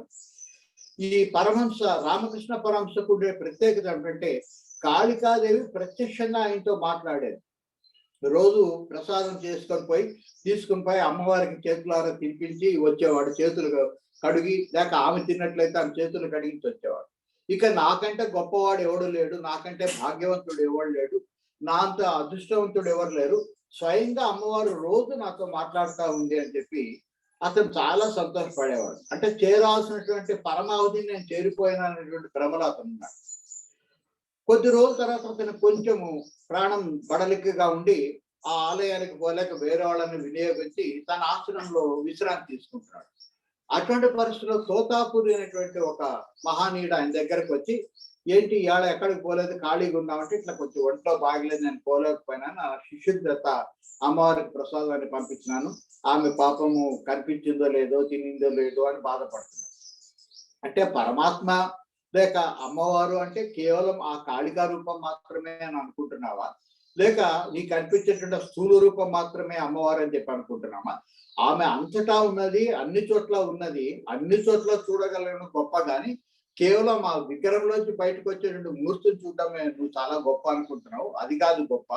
అంతటా ఇప్పుడు నీ ఆశ్రమంలో నీ ఏటో కూడా చూడగలిగినప్పుడు అది గొప్ప అంటాడు. అదెట్లా సాధ్యమవుతుందని చెప్పి రామకృష్ణ పరమహంస అడుగుతాడు. అసాధ్యమైనది ఏమి కాదు, నువ్వు మామూలు నేత్రాలు ఉపయోగిస్తున్నావు కాబట్టి మామూలు వ్యక్తిని స్థూల ఆకారాన్ని చూస్తున్నావు. నువ్వు మనసు అంతర్ముఖం చేసుకొని ఆ లోపలుండే మనోనేత్రాన్ని కనుక తెచ్చినట్లయితే అమ్మవారిని అంతటా అన్ని వేళలా అన్ని చోట్ల నువ్వు చూడడానికి సాధ్యమవుతుంది అని చెప్పంటాడు. సరే అదేదో నేను ప్రయత్నం చేస్తానంటే అతనికి దీక్ష ఇచ్చి ఒక కుటీరంలో కూర్చోబెట్టి అతను 3 రోజుల పాటు అక్కడ వదిలేస్తాడు. 3వ రోజున అతనికి మనోనేత్రం తెరుచుకొని అంతటా అమ్మవారు స్థూలమైన రూపంలో కాకుండా సూక్ష్మమైన రూపంలో, అంటే శక్తి రూపంలో ఆయనకు దర్శనమిస్తుంది. అప్పుడు లేచిన తర్వాత చూస్తే ఈ తోతాపూర్ ఏమి అక్కడ ఉండడు. లేచిన తర్వాత, అరే ఇంత గొప్ప విషయాన్ని నాకు అమ్మవారు ఎప్పుడు నాకు చెప్పలేదు, రోజు తీసుకొని నేను ఆమెకు ప్రసాదాలు నైవేద్యాలు అందజేస్తున్నాను, కానీ నాకు ఈ సంగతి చెప్పకపోయా, తను మాత్రమే రూపం అనేటటువంటి భ్రమ నాకు కలిగించి నా సంగతి తెలుసుకోవాలని చెప్పి అమ్మవారి దగ్గరికి పరిగెత్తుకొని పోయి, అప్పుడు ఆమె ప్రత్యక్షమైతే, అమ్మ ఇదేమన్నా బాగుందా, నేనేదో కేవలం ఈ రూపం మాత్రమే, నీ మంగళ రూపం మాత్రమే, దీనికే నువ్వు పరిమితం అని చెప్పి అనుకుంటున్నావు, నువ్వు విశ్వమంతా వ్యాపించిన సంగతి నాకు చెప్పలేదే, ఆయనెవరో కనుక వచ్చి చెప్పకపోతే నేను ఇట్లా అజ్ఞానంలో మగ్గిపోయేవాడిని కదా అని చెప్పాలి నిలదీస్తాడు. నిలదీస్తే అప్పుడు అమ్మవారు చెప్తుంది, నువ్వు రోజు పెట్టినటువంటి ప్రసాదాలకు తృప్తి చెంది నీకు ఆ విశ్వరూపాన్ని చూపించాలని ఉద్దేశం చేతనే నీకు ఆ తోతాపరిని పంపించినాను, కానీ తోతాపరి ఎవరు అనుకుంటున్నావు, నేనే స్వయంగా వచ్చింది తోతాపరి రూపంలో, కాబట్టి నీకు ఏదైతే పొందదలుచుకున్నావో ఇచ్చినటువంటి వ్యక్తి వేరుగా నీకు కనిపిస్తున్నాడు, నువ్వు పొందినది వేరుగా అనిపిస్తుంది. వాస్తవానికి నువ్వు పొందేది కూడా నా ద్వారా మాత్రమే నువ్వు పొందినావు. కాబట్టి మిగిలిన రూపాలకి నా రూపానికి ఉండే తేడా ఏంటంటే, ఆ సత్యాన్ని మాత్రమే నువ్వు కోరుకున్నట్లయితే ఆ సత్యం ఏదో రూపంలో గురు రూపంలో వచ్చి నీకు ఆ సత్యాన్ని నీకు దర్శనం చేయిస్తుంది. చిట్టు చివరికి నువ్వే సత్యానివి అన్న సంగతి కూడా నీకు అవగతం అవుతుంది అని చెప్తుంది. అందుకని ఆమె సత్యాన్ని మాత్రమే కోరుకొని చివరికి సత్య రూపంగా మారిపోయింది. ఆమె మాత్రమే కాదు, మనకు కూడా ఈ అవకాశం ఉందని చెప్పడం కోసం ఈ 2 నామాలు వాడడం జరిగింది. ఆమె సర్వాంతర్యామిని, ప్రతి వాళ్ళలో కూడా ఉంది. పేదవాడు గొప్పవాడు, లేక గొప్ప కులస్తుడు నీచ కులస్తుడు, లేక ఈ ఇండియాలో ఉండేవాడు అమెరికాలో ఉండేవాడు అనేటువంటి తేడా ఏమి లేదు. కేవలం మనుషులకు మాత్రమే కాదు, పిపీలికాది బ్రహ్మ పర్యంతరం ఆమె సమానంగా అందరిలో వ్యాపించి ఉంది, పరమాత్మ రూపంలో లేక చైతన్య రూపంలో అని చెప్పారు. పై కనిపించేటువంటి ఉపాధుల్లో తేడా ఉండొచ్చు, ఒకరు ఎర్రగా ఉండొచ్చు, ఇంకొకరు నల్లగా ఉండొచ్చు, లేదా ఒకటి దోమ లేక చీమ అయి ఉండొచ్చు, ఒకటి ఏనుగు అయి ఉండొచ్చు, అతి పెద్ద వస్తువు. పైన ఉండే ఉపాధుల్లో తేడా ఉంటుంది, కానీ అది అతి పెద్ద ఏనుగులో అదే పరిమాణంలో ఆ చైతన్యము లేక పరమాత్మ ఉంటుంది. అతి చిన్నదైన చీమలో దోమలో కూడా లేక బ్యాక్టీరియాలో కూడా అదే పరిమాణంలో ఉంటుంది. ఈ జంతుజాలం మాత్రమే కాదు, జీవజాలం మాత్రమే కాదు, మనకు ఏమాత్రం కదలిక లేదు అనుకున్నట్టు కొండలో కానీ నదిలో కానీ అది కూడా అదే సూచనలో ప్రతి దాంట్లో ఆవరించి ఉంటుంది. అది లేని చోటు అంటూ ఏది లేదు. సకల వస్తువుల్లో సకల ప్రాణుల్లో ఈ వస్తువులకు ప్రాణులకు మధ్య ఉండేటువంటి ఖాళీ స్థలంలో కూడా నిరంతరం ఆ చైతన్యం వ్యాపించే ఉన్నది. దాన్ని ప్రత్యేకంగా వెతకాల్సిన అవసరం లేదు. అయితే నువ్వు ప్రత్యేకంగా వెతికిన బయట నీకు ఎప్పుడూ కనిపించదు. అది నువ్వు పొందడం కోసం ఈ శరీరం నీకు ఇవ్వబడింది. ఈ శరీరాన్ని కనుక నువ్వు సహాయంగా చేసుకొని, ఆ సహాయం చేసుకోవడం కూడా ఎట్లా అంటే బయట ప్రపంచం వైపు కాకుండా అంతర్ముఖమై ఈ ప్రపంచంతో ఉండే సంబంధాలను మానసికంగా తెంపుకొని లోపల ఎప్పుడైతే అన్వేషిస్తావో అప్పుడు నీకు అక్కడే ఆ క్షణమే నీకు సాక్షాత్కరిస్తుంది. కాబట్టి నా సృష్టిలో పెద్ద చిన్న అటువంటి తరతమ భేదాలు ఏమీ లేవు. అన్ని ప్రాణులను నేను సమానంగానే చూస్తాను. అయితే నీ దృష్టిలో అది పెద్దది, చిన్నది, ఉన్నతుడు లేక అధముడు అనేటువంటి తేడాలు ఉంటాయి. కానీ ఆ తేడాలన్నింటినీ కాసేపు పక్కన పెట్టి, ఆ భిన్నత్వాన్ని పక్కన పెట్టి ఏకత్వం వైపు నువ్వు ఎప్పుడైతే నువ్వు ప్రయాణం చేస్తావో ఆటోమేటిక్గా దాన్ని చేరుకోగలుగుతావు అని చెప్పి అర్థం. కాబట్టి ఇక్కడ ఉంది అక్కడ లేదు అనడానికి లేదు. శివలింగంలో మాత్రమే ఉంటుందా అనుకోవడానికి లేదు. శివలింగానికి నీకు మధ్య ఉండేటువంటి ఖాళీ స్థలంలో కూడా ఉంది. ఆ గుడి కట్టినటువంటి రాతిలో కూడా ఉంది అన్నటువంటి సంగతిని ఎప్పుడైతే నువ్వు గ్రహిస్తావో నీకు అప్పుడే అక్కడే సాక్షాత్కారం అవుతుందని చెప్పారు. ఆమెకు మరొక నామము సతి. ఇది వాస్తవానికి ఆల్రెడీ వాళ్ళ తల్లిదండ్రులు పెట్టినటువంటి నామం. అది సతీదేవి అని చెప్పి మనం పిలుస్తాం. అయితే ఈమెకు సతి అనేటువంటి నామం కాకుండా అనేక రకాల నామాలు ఉన్నాయి. పార్వతి లేక అంబిక ఇట్లాంటి చాలా నామాలు ఉన్నాయి. కానీ అన్ని నామాల్లో ఆమెకు అత్యంత ఇష్టమైన నామం ఏమిటంటే సతి అనేటువంటి నామం. ఎందుకంటే సతి అనే దాంట్లో సత్యము లేక పరమాత్మ అనేది కలిసింది. ఈ పరమాత్మ యొక్క నామాన్ని ఆమె నిరంతరం ధ్యానిస్తుంటుంది. అందుకనే ఆమె సత్యవ్రత అని చెప్పి అనుకున్నాం. ఆ సత్యాన్ని ఈ సాని పట్టుకోవడం కోసం ఆమె ఇష్టపడుతుంది. కాబట్టి దాన్ని ఏమాత్రం వదలడానికి సిద్ధపడదు. కాబట్టి దానికోసమే ఆరాధించి ఆమె చేరుకున్నది. మొదట్లేమో వ్రతం ఆలోచించింది, తర్వాత సత్యరూపం అయిపోయింది. ఈ సత్యరూపాన్ని కూడా మళ్ళీ ఎటువంటి పరిస్థితుల్లో వదులుకోవడానికి ఆమె సిద్ధంగా లేదు. కాబట్టి అర్ధనారీశ్వర తత్వంలో ఆ పరమాత్మను ఎప్పుడూ అంటి పెట్టుకొని ఉంటుంది అని చెప్పి అర్థం. అందుకని మామూలుగా పిలిచే పేరు కాకుండా అర్ధనారీశ్వర తత్వమైనది సతి అని చెప్పి అర్థం. ఆమె బ్రహ్మణి. ఒక మాదిరి చెప్పినట్లయితే ఏదైతే శుద్ధమైనదో లేక ఏదైతే బ్రహ్మతత్వాన్ని తెలుసుకున్నదో దాన్ని మాత్రమే మనం బ్రహ్మణి అని చెప్పి పిలుస్తాం. ఈ బ్రహ్మానందాన్ని ఇచ్చే దానికోసం మనం ఎట్లయితే అన్వేషిస్తామో ఆమె కూడా ఒకప్పుడు అన్వేషించిందే. ఒకప్పుడు దాంట్లోంచి ఆమె బయటకు వచ్చింది, మళ్ళీ తిరిగి దాంట్లో చేరుకొని శాశ్వతంగా దాంట్లో అనుసంధానమైంది.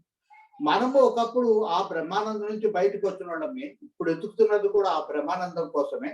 అయితే వెతికేటువంటి ప్లేస్ మాత్రం రాంగ్ ప్లేస్ లో వెతుకుతున్నాం. మనం ప్రపంచంలో వెతుకుతున్నాం, పరమాత్మలో దాన్ని వెతుక్కోవాలి. అయితే పరమాత్మలో వెతుక్కోవాలంటే ఇప్పుడు పరమాత్మతో మనకు మధ్యలో శక్తి అడ్డంగా ఉంది. ఒకప్పుడు అది అడ్డంగా, ఇప్పుడు అదే వారధి అవుతుంది. ఏదైతే మనం దూరంగా పెట్టిందో దాన్ని ఆధారం చేసుకున్న శక్తిని ఆధారం చేసుకొని కనుక మనం ప్రయాణం చేసినట్లయితే, వెనకకు ప్రయాణం చేసినట్లయితే, రిట్రోగ్రెడ్ చేసినట్లయితే వెనకకు పోయి మళ్ళీ మనం క్రమక్రమంగా అక్కడికి చేరుకుంటామని చెప్పారు. అయితే అది ఎక్కడుందో ఎంత దూరమో నా వల్ల అవుతుందా అంటే అది ఎక్కడో ఎంత దూరంలో లేదు. అది సర్వాంతర్యామి, నీలో కూడా లోపలే ఉంది. అది అనుక్షణము పని చేస్తూనే ఉంది నీ దగ్గర. అయితే నువ్వు దానికి అనుకోలేకపోతున్నావు. దాని యొక్క తాత్కాలికమైన రూపాన్ని లేక ప్రతిఫల రూపాన్ని మాత్రం నువ్వు వాడుకొని అక్కడితో సంతృప్తి మనం చెందుతుంది. ఇది ఎక్కడ ఉందంటే మన లోపల ఈ పంచకోశాల లోపల ఉండేటువంటి స్థితి. అది ఆ ఆనందమయ స్థితిని ఆ బ్రహ్మాండాన్ని ఎక్కడ పొందగలుగుతామంటే పంచకోశాల లోపల మనం పొందగలుగుతాం. పై కనిపించేటువంటి ఈ కోశాన్ని అన్నమయ కోశం అని చెప్పి అంటాం. దీని లోపల ప్రాణమయ కోశం ఉంది, దాని లోపల మనోమయ కోశం, దాని లోపల బుద్ధిమయ కోశం, దాని లోపల ఆనందమయ కోశం ఉంది. ఎందుకు దాని ఆనందమయ కోశం అని చెప్పినారంటే దాని లోపల ఆనందం ఉంది కాబట్టి. అది రివాల్వర్ పౌచ్ అని చెప్పి పిలుస్తున్నారంటే దాని లోపల రివాల్వర్ ఉంది కాబట్టి దాన్ని రివాల్వర్ పౌచ్ అని చెప్పి పిలుస్తారు. అట్లాగే చాలా మంది ఆనందమయ కోశాన్ని తీరగానే పరమాత్మను చేరినాము అని అనుకుంటాం. కాదు, రివాల్వర్ పౌచ్ ని లేక దానిపైన ఉండేటువంటి లెదర్ కేసుని తీసుకుంటే మాత్రం నీకు రివాల్వర్ వచ్చినట్టు కాదు. ఒక్కొక్కసారి కత్తి యొక్క వర నీ చేతిలో ఉండొచ్చు, కత్తి వేరే వాళ్ళ చేతిలో ఉండొచ్చు. బాహుబలి సినిమా చూసింటారు. వేరే సహాయకుడు ఆ కత్తిని వరతో సహా విసిరితే ఆ కట్టప్పేమో పాపం వరను పట్టుకుంటాడు, ఆ బాహుబలేమో లోపల ఉండే కత్తిని పట్టుకుంటాడు. కాబట్టి లోపల ఉండే కత్తిని బట్టే దానికి కత్తి వర అనేటువంటి పేరు వచ్చింది. ఈ ఆనందమయ కోశం లోపల ఉండి ఈ 5 కోశాలను పనిచేసేటువంటి తల్లి. ఈ 5 కోశాలలో ఉండేటువంటిది ప్రతిఫలమైనటువంటి కాంతి మాత్రమే. పైన ఉండేది సూర్యకాంతి, అది స్వయం ప్రకాశం. ఈ సూర్యకాంతి ప్రతిఫలించి మిగిలిన గ్రహాలన్నీ ఎట్లయితే మెరుస్తూ ఉంటాయో అట్లాగే ఈ పంచకోశాలు మెరుస్తూ ఉంటాయి. అవి కొంత మేరకు మనకు తృప్తిని, సంతృప్తిని, సంతోషాన్ని ఇస్తాయి. కానీ ఇవన్నీ సంతోషాలు అమ్మ దగ్గర కనుక చేరుకున్నట్లయితే, ఆ బ్రాహ్మణి దగ్గర కనుక చేరుకున్నట్లయితే లభించేది సంతోషం కాదు, ఆనందం లభిస్తుంది. అంటే ఏమాత్రము కష్టం లేకుండా ఎప్పటికప్పుడు నిరంతరం కొత్త కొత్తగా మార్పు చెందుతూ నిరంతరమైన సంతోషాన్ని ఇచ్చేటువంటి తల్లి కాబట్టి ఆమె బ్రాహ్మణి. ఆమెను ఎక్కడో వెతకాల్సిన అవసరం లేదు, అంతటా ఉంది. మనలో ప్రత్యేకించి పంచకోశాల లోపల ఉంది. అందుకని మనం ఒక్కొక్క కోశాన్ని జాగ్రత్తగా పరిశీలించి దాంట్లో సంతోషం ఉందా, ఆనందం ఉందా అని ఎగ్జామ్ చేసి దాన్ని విచారణ అని చెప్పంటాం. ఒక్కొక్క కోశాన్ని పక్కన పెట్టడం మొదలు పెడితే, అంటే ఒలిచి పక్కన పెట్టడం కాదు, మానసికంగా వాటి నుంచి కనుక మనం దూరం అవుతున్నట్లయితే ఈ ఒక్కొక్క మెట్టును, అందుకని 5 మెట్లు వేసింది, ఒక్కసారి నువ్వు అంతే ఎగరలేవని చెప్పి ఒక్కొక్క దాన్ని క్రమంగా పరిశీలించి 5 మెట్లను అధిగమించినట్లయితే ఆ బ్రహ్మాన్ని చేరుకోగలవు అని చెప్పారు. ఆమె బ్రహ్మజనని. కొన్ని పుస్తకాలు ఏమో బ్రహ్మజనని అనే దాన్ని కలిపేసి ఆ బ్రహ్మతో పాటు త్రిమూర్తులకు జన్మనిచ్చిన తల్లి అని చెప్పి కలిపేసి చెప్పినారు. కొన్ని పుస్తకాల్లో బ్రహ్మ జనని అని చెప్పి విడగొట్టి, బ్రహ్మ అంటే బ్రహ్మాండం అనేది అన్నిటికంటే పెద్దది ఆకాశము. ఆ ఆకాశంలోనే 14 భువన పాండాలు ఉన్నాయి. కానీ ఈ ఆకాశము ఈ 14 లోకాల కంటే కూడా ఆమె పెద్దది కాబట్టి బృహత్ అనే అర్థంతో బ్రహ్మ అనే మాటను వాడినారు. జనని అంటే ఈ 14 లోకాల్లో ఉండేటువంటి సకల జీవరాశులను ఆమె సృష్టి చేసింది కాబట్టి జనని అనే మాటని ఉపయోగించినారు. ఆమె బహురూప. నిజానికి ఆమెకు రూపం అంటూ ఏది లేదు. కానీ భక్తుల యొక్క అవసరం కొద్ది కానీ, లేక భక్తులు కోరుకున్నట్లయితే కానీ, లేక భక్తులను ఒక సన్మార్గంలో నడిపించడం కోసం కానీ తానే స్వయంగా ఒక రూపాన్ని వ్యక్తం చేసుకుంటుంది. అట్లా వ్యక్తం చేసుకునే రూపమే లలితాదేవి రూపం. ఒక్కోసారి దాన్ని ఆరాధిస్తాం. ఒక్కోసారి ఆమె రూపాన్ని ధరించేది రూపం ఉన్నటువంటి చెడు నాడు ప్రవర్తన కలిగిన రాక్షసుల సంహారం కోసం కూడా ఆమె అప్పుడప్పుడు వస్తుంది. అట్లా వచ్చినటువంటి రూపాల్ని, అంటే ఈ చెడు ప్రవక్తలకు రాక్షసులు సంహరించడం కోసం వచ్చిన రూపాన్ని కూడా మనము ఆరాధిస్తూ ఉంటాం. చాముండేశ్వరి దేవి లేక ఈ మిగిలిన రాక్షసులు చంపేటప్పుడు ఆ త్రిశూలం పట్టుకొని రాక్షసులు చంపుతున్న రూపాన్ని కూడా మనం ఆరాధిస్తూ ఉంటాం. స్వయంగా ఆమె రూపం లేకపోయినప్పటికీ కానీ భక్తుల కోసం కానీ, దుష్ట శిక్షణ కోసం కానీ, శిష్ట రక్షణ కోసం కానీ ఏదో ఒక రూపాన్ని ధరిస్తుంది. ఆ రూపాలని మనము ఆరాధిస్తామని చెప్పారు. లేదా స్థూలంగా పరిశీలించినట్లయితే మన అందరి రూపాలు ఆమె రూపాలే. ఆమె ఇచ్చిన ఉపాధితోటి, ఈ మాయతోటే ఇవన్నీ మనం జీవిస్తున్నాం. కాబట్టి ప్రపంచంలో ఉండే సకల జీవకోటి యొక్క రూపాలన్నీ కూడా నిర్జీవాల యొక్క రూపం కూడా ఆమెనే అని చెప్పి అర్థం. ఆమె బుధార్చిత. ఆమెని జ్ఞానులు మాత్రమే పూజిస్తారు. కొంతమందికి అసలు పరమాత్మ అనేవాడు ఒకడు ఉన్నాడని చెప్పుకోని వాళ్ళు కొంతమంది ఉన్నారు. వాళ్ళని నాస్తికులు అంటారు. మరి కొంతమంది పరమాత్మ లేడు కానీ ఒక శక్తి ఉందని గ్రహిస్తారు. వాళ్ళు కొంచెం మేలు, పరమాత్మను కాకపోయినా శక్తిని పూజిస్తున్నారు. అది లోకపరమైన శక్తి కొంతమంది పూజిస్తే, లోకాతీతమైన శక్తిని మరికొంతమంది పూజిస్తారు. మరికొంతమందికి ఈ శక్తి ఉన్నది అని మాత్రమే కాకుండా అంతటా వ్యాపించి ఉంది. ఆమెకు పరమాత్మకి అసలు తేడా అంటూ ఏమీ లేదు. అయితే పరమాత్మను పట్టుకోవాలనుకున్నట్లయితే అమ్మవారి సహాయంతో, ఆ శక్తి సహాయంతో చైతన్యాన్ని మనం పట్టుకుంటామన్న సంగతి తెలిసి ఎవరైతే ఆరాధిస్తుంటారో వాళ్ళని జ్ఞానులు లేక బుద్ధులు అని చెప్పాడు. కొంతమంది నిజానికి గుడికి పోయినప్పటికీ కూడా వాళ్ళంతా జ్ఞానులు అని చెప్పి అర్థమేం కాదు. శ్రీకృష్ణుడు నా భక్తులు 4 రకాలని చెప్పి చాలా స్పష్టంగా చెప్పాడు. ఆర్తో, జిజ్ఞాసో, అర్థార్థో, జ్ఞాని అని చెప్పి 4 రకాలు. ఆర్తులు అంటే ఈ గుడికి పోయేటోళ్ళు పరమాత్మలో లీనం కావాలని, దాన్ని తెలుసుకోవాలని ఉద్దేశంతో పోయిన వాళ్ళు కాదు. కష్టాలు తీరిపోవాలని, లేకపోతే సుఖాలు రావాలని చెప్పి పోయిన వాళ్ళే తప్ప వాళ్ళు పరమాత్మ కోసం పోయిన వాళ్ళు కాదు. పరమాత్మ సహాయం కోసం పోయిన వాళ్ళు, వాళ్ళు ఆర్తులు. ఆర్తుల తర్వాత వెంటనే అర్థార్థులు అని చెప్పి అనలేదు. ఆర్తో, జిజ్ఞాసో అని చెప్పాను. ఈ పరమాత్మ నా వల్ల కానటువంటి కష్టాన్ని నేను ఎంత ప్రయత్నించి తీర్చుకోలేకపోయాను. అట్లాంటి ఒక త్రుటిలో ఏదో తలనొప్పి తీసేసినట్లుగానే ఒక సెకండ్లో ఆయన తీసేయగలిగినాడు. ఆయన యొక్క శక్తి ఎట్లాంటిది, ఆయన ఎవరు అని చెప్పి అన్వేషణ మొదలు పెట్టేవాడు జిజ్ఞాసాపరుడు. కొంతమంది జిజ్ఞాసాపరత్వాన్ని అట్లా కాసేపు పక్కన పెట్టి మళ్ళీ ఈ ఇచ్చేటువంటి శక్తి ఈయనకుంది కాబట్టి ఇక్కడితో ఎందుకు ఆగపోవాలి, నా కష్టమైతే తీరిపోయింది కానీ సుఖం పూర్తిగా రాలేదు, ఇంకొంచెం సుఖం ఇంకొంచెం సుఖం అని చెప్పి దానికోసం గుడికి పోయే వాళ్ళు కొంతమంది ఉంటారు. వాళ్ళని అర్థార్థులు అంటారు. లేదా ఈ జిజ్ఞాసపరుడు మెల్లిమెల్లిగా ఈ ఇయ్యడము తీసుకోవడం కోసం కాకుండా, కష్టాలు తొలగించుకోవడం కోసం, సుఖాలు పెంచుకోవడం కోసం కాకుండా, అసలు పరమాత్మ అంటే ఎవరు, నేనెవరు, నాకు ఆయనకుండే సంబంధం ఏమిటి, నేనెందుకు పరమాత్మకు దూరంగా ఉన్నాను, లేక దూరంగా ఉన్నట్లు భావిస్తున్నానా, పరమాత్మ అసలు ఎక్కడెక్కడ ఉంటాడు, ఆయన చేరుకునే మార్గం ఏమిటి అని చెప్పి అన్వేషించేవాడు జ్ఞాని. కాబట్టి గుడికి పోయిన వాళ్ళందరూ కూడా జ్ఞానులు ఏం కాదు. వాళ్ళు అర్థార్థో జిజ్ఞాసో పరులుగా మాత్రమే మిగిలి ఉంటారు. మన అదృష్టం కొద్దీ మనం జిజ్ఞాస పరుల దశలో ఉండినాం కాబట్టి క్రమంగా ఆ జ్ఞాన దశ వైపు పోవడానికి మనకు అవకాశం ఎక్కువగా ఉంది. ఆమె ప్రసవిత్రి అంటే మొత్తం సృష్టినంతా కూడా ఆమె ప్రసవించింది అని చెప్పారు.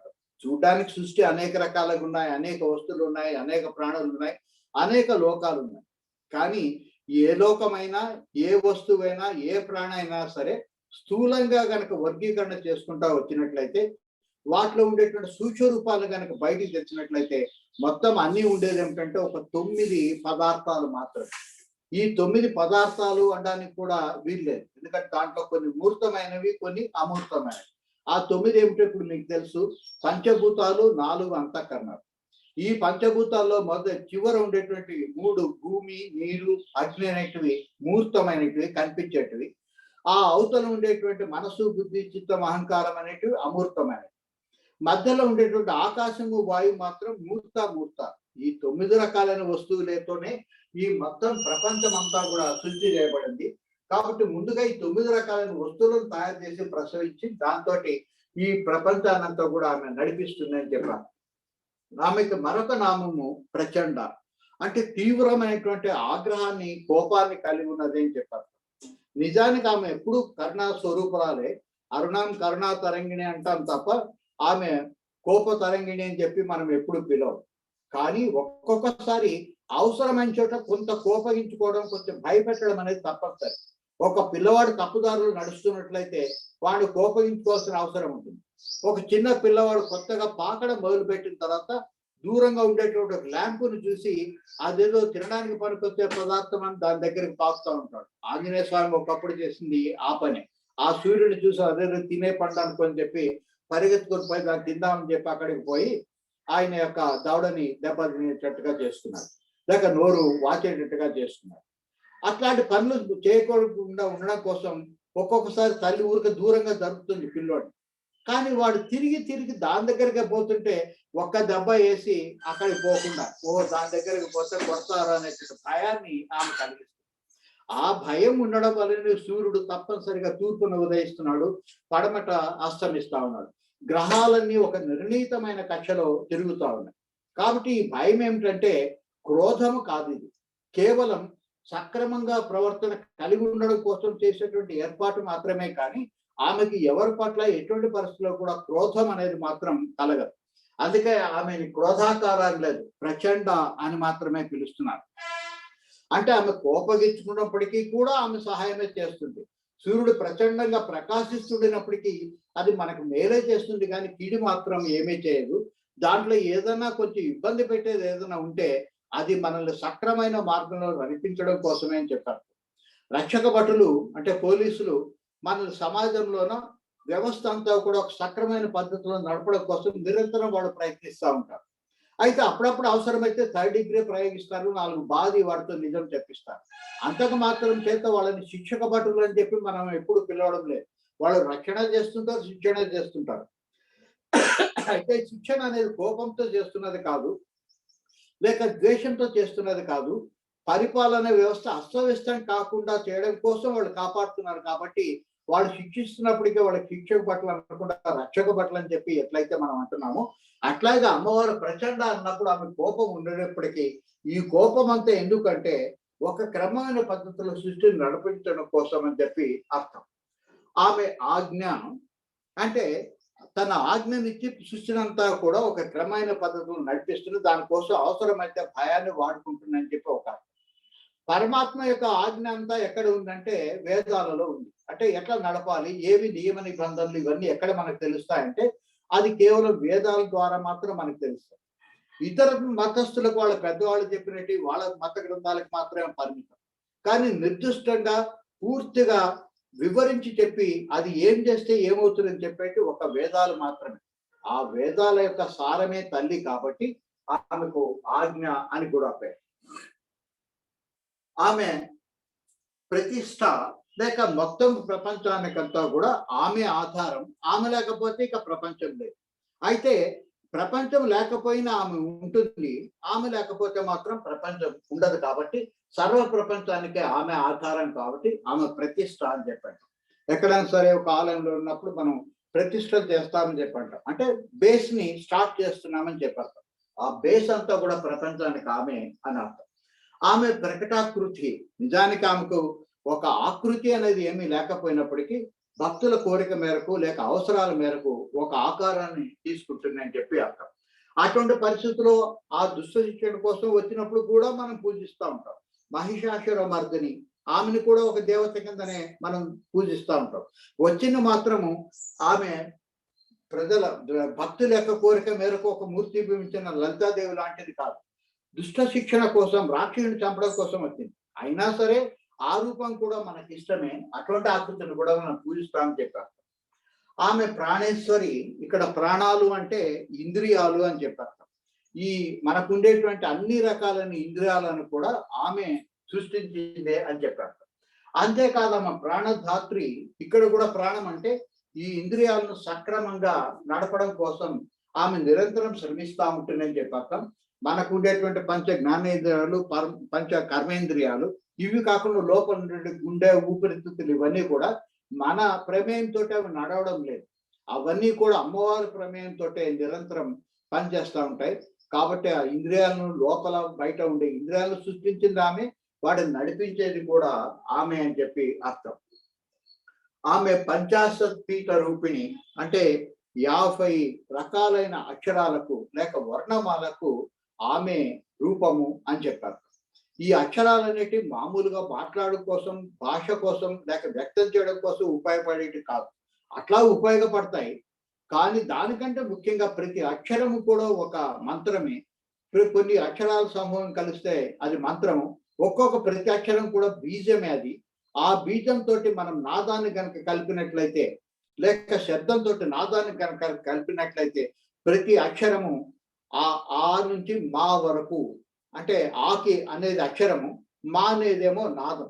కాబట్టి ఆ అనేటువంటి శబ్దానికి మా అనే నాదాన్ని కలిపినట్లయితే లేక ఆ దగ్గర నుంచి అన్ని అక్షరాలకు మా అనే నాదాన్ని కనుక కలిపినట్లయితే ప్రతి అక్షరం కూడా ఒక మంత్రం అవుతుంది లేక బీజాక్షరం అవుతుంది.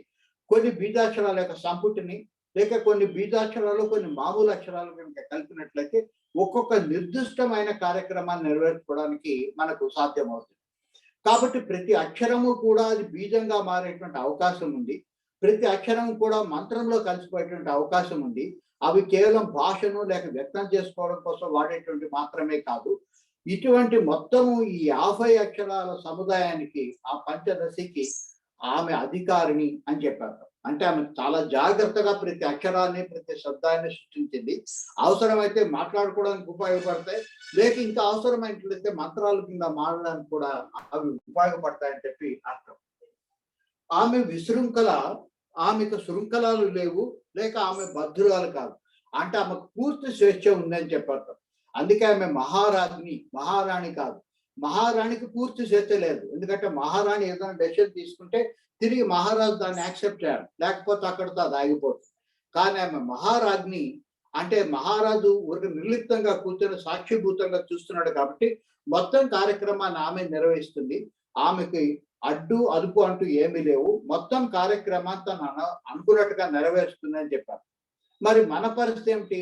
మనకి ఎప్పుడు కూడా అడ్డు అనేది ఒకటి ఉంది, అదుపు అనేది ఒకటి. ఈ శరీరము ఒక అడ్డు మనకు. ఒక మాదిరి ఇది ఉపయోగపడుతుంది, ఒక మాదిరి ఇది అడ్డంగా కూడా మనకుంది. ఈ ఉపాధిని అడ్డము అనుకోకుండా ఈ ఉపాధిని వాడుకోవడం మొదలుపెట్టినట్లయితే మళ్ళీ ఇదే ఉపాధి, ఇదే అడ్డమే మళ్ళీ పరమాత్మ చేరడానికి మనకు ఉపయోగిస్తుంది. ప్రత్యేకించి మనకు ప్రధానంగా ఉండే అడ్డంకి ఏమిటంటే అజ్ఞానము అనేటువంటి తెర.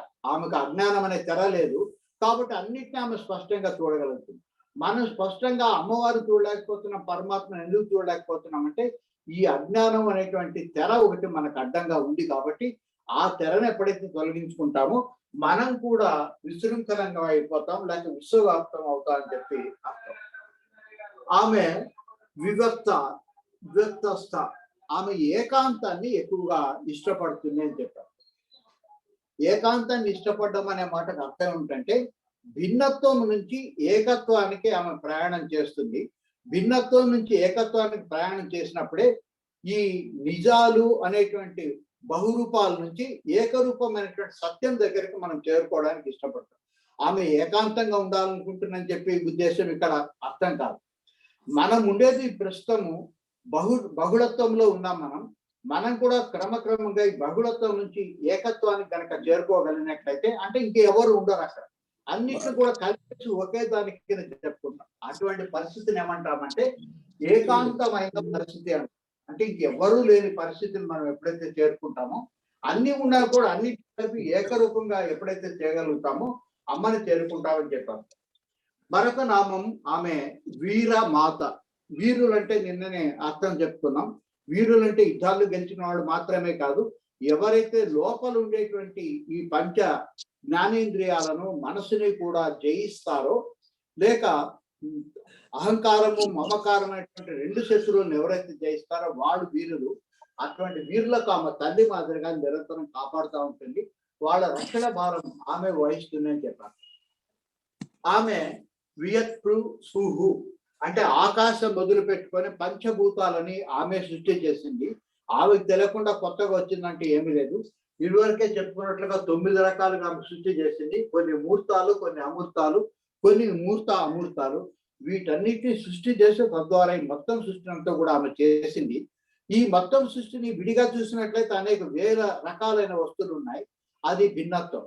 దాని లోపలికి పోయి చూసినట్లయితే మొత్తం కలిపి 9 రకాలుగా ఉన్నాయి, అది దాదాపు ఏకత్వానికి దగ్గర. ఈ కనిపించే వస్తువులు కూడా లోపల ఎగ్జామ్ చేసినట్లయితే శక్తి తప్ప మరేం లేదు. మనకు శక్తి ఉన్నది ఒక్కటే, అన్ని వస్తువులు కనిపిస్తున్నాయి, కానీ వాస్తవానికి ఈ శక్తి యొక్క మారు రూపాలు మాత్రమే తెలుస్తాయి. అప్పుడు 18 రకాలైన అష్టాదశ శక్తులు మనకు కనిపిస్తాయి. ఈ అష్టాదశ శక్తులకు మూలము ఒకే ఒక శక్తి అని చెప్పి తెలుసుకున్నప్పుడు మనం ప్రశాంతమైన స్థితిని లేక ఎవరు లేని ఏకాంత స్థితిని మనం చేరుకుంటాం. అప్పుడు మూలం అదేం తెలుస్తుంది. ఆ మూలాన్ని ఎప్పుడైతే మనం పట్టుకుంటామో ఈ మూలానికి ఈ శక్తి కదలడానికి కారణం చైతన్యము. ఆ చైతన్యం మనకు తెలుస్తుంది అని చెప్పారు. కాబట్టి అన్ని వస్తువులను ఆకాశం మొదలుకొని అన్ని వస్తువులను పెద్దవాటిని చిన్నవాటిని ఆమె సృష్టించింది. నువ్వు చిన్న వాటి నుంచి క్రమంగా పైకి పోతే ఆకాశంలోకి ఖండించడానికి ఉండదు. చిన్న వస్తువులు విడివిడిగా ఉంటాయి. భూములు వేరు, నీళ్లు వేరు, వాయువు వేరు. కానీ ఆకాశం దగ్గర వచ్చేటప్పటికి ఆల్రెడీ ఏకత్వం దగ్గరికి మనం చేరుకున్నాం. ఈ ఏకత్వానికి అవతల ఉండేటువంటి ఏకత్వాన్ని కనుక మనం చేరుకోగలిగినట్లయితే అమ్మవారిని చేరుకుంటామని చెప్పి అర్థము. ఇక్కడికి 150వ శ్లోకం కంక్లూడ్ అయింది. రేపు కంటిన్యూ చేద్దాం. ఏమైనా డౌట్స్ ఉంటే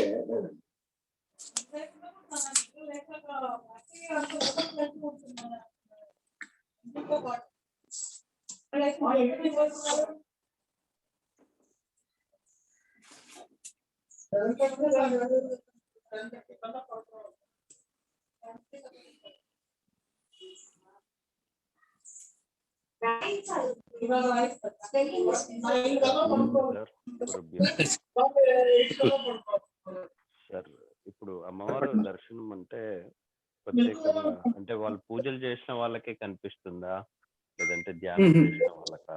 లేదు, ఈ పూజల్లో 3 రకాలైన పూజలు ఉన్నాయని చెప్పి ఇదివరకే చెప్పారు. ఒకటి ఇహలోక సుఖాలకు కోరుకొని చేసేటువంటి పూజలు, వాళ్ళ ఆర్తులు. కష్టాలు పోవాలని చేసే పూజలు వాళ్ళ ఆర్తులు. సుఖాలు కావాలని కోరుకొని చేసేటువంటి పూజలేమో అర్థార్థులు. కానీ జిజ్ఞాసి చేసే పూజను మాత్రమే ఆమె స్వీకరించి ఆ ముక్తిని ప్రసాదిస్తుంది, లేక దర్శనాన్ని చేస్తుంది. ఈ మిగిలిన ప్రాపంచికమైన వాటి కోసం కోరే వాళ్ళకి ఆమె దర్శనం కాదు. ప్రాపంచిక సుఖాలు వస్తాయి, కానీ ఆమె దర్శనం మాత్రం కాదు. అమ్మవారు దర్శనం కావాలంటే ప్రాపంచికమైన వాటి కోసం కాకుండా ఆమెను పూజించాల్సింది ఆమె కోసమే పూజించాలి. అట్లా చేసిన వాళ్ళకు మాత్రమే ఆమె లభ్యము అని చెప్పేస్తారు. జిజ్ఞాస పరులకు మాత్రమే లభ్యం. అది చెప్పడం కోసమే మౌని మానస హంసిక అన్నారు. ఆ మునులకు మాత్రమే, ప్రాపంచికమైనటువంటి కోరికలు కోరకుండా ఉండే వాళ్ళకి మాత్రమే ఆమె ఇస్తుంది, దర్శనం ఇస్తుంది అని చెప్పారు. జ్ఞానులకు మాత్రమే, అంటే ఈ అజ్ఞానం కోసం కోరికలు కోరకుండా జ్ఞానం కోసం కోరికలు కోరుకునే వాళ్ళకి మాత్రమే కనిపిస్తుందని చెప్పి అర్థం.